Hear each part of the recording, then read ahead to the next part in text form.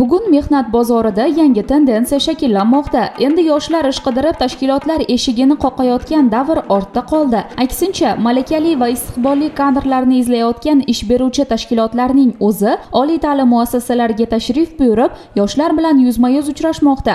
Ana shunday muhim tadbirlardan biri Karyera kuni Farg'ona davlat universiteti iqtisodiyot fakultetida tashkil etildi. Mazkur tadbirda O'zbekiston Respublikasi Soliq qo'mitasining inson resurslarini boshqarish boshqarmasi boshlig'i, Respublikaning turli viloyatlarida faoliyat yuritayotgan mutaxassislar, professor-o'qituvchilar hamda bitiruvchi yoshlar ishtirok etdi. Tadbir avvalida universitetning ilmiy salohiyati, ta'lim va tarbiya jarayonidagi yutuqlari aks etgan videorolik namoyish etildi. Talabalar tomonidan tayyorlangan musiqiy chiqishlar va milliy raqslar yig'ilganlarga ko'tarinki kayfiyat ulashdi. Tadbirning eng muhim qismi esa ochiq muloqot maydonida kechdi. Iqtisodiyot fakultetida jami 2221 nafar talaba tahsil oladi. Ularning 664 nafari joriy yilda bitiruvchi. Mas'ul rahbarlar aynan bitiruvchi yoshlar bilan muloqot qilib, ularni qiziqtirgan savollarga batafsil javob berdilar.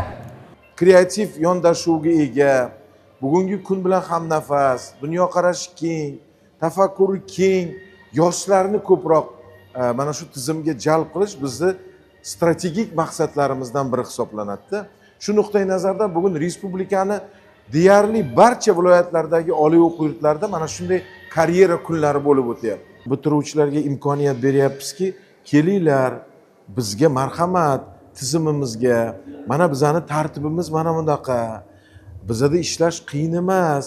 Eng muhimi, sizda agar qiziqish bo'ladigan bo'lsa, shijoat bo'ladigan bo'lsa, biz sizga imkoniyatlar eshigini ochib beramiz degan ma'noda soliq idorasi to'la bag'rini ochyapti. Ya'ni bu ochiqlik va shaffoflik ham birdaniga mana shu yo'l bilan ta'minlanyapti-da.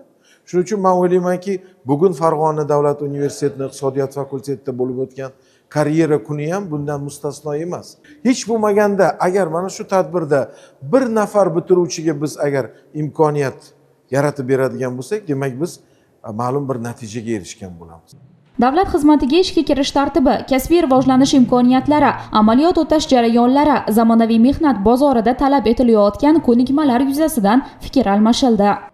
Bitiruvchilarimiz bojxona ishi, statistika, sug'urta ishi, bank ishi ko'plab soha va tarmoqlarda ishlashlari mumkin. Bugun bizga qo'mita va tashkilotlardan kelib, bo'sh ish o'rinlari va vakansiyalar haqida ma'lumot berib ketishdi. Biz bitiruvchi talaba yoshlarga juda chiroyli imkoniyatlar berildi. Biz bu imkoniyatlardan unumli foydalanishga harakat qilamiz. Karyera kuni mehnat yarmarkasi va uchrashuvlar yoshlar hamda ish beruvchilar o'rtasida samarali muloqot maydonini yaratgani bilan ahamiyatlidir.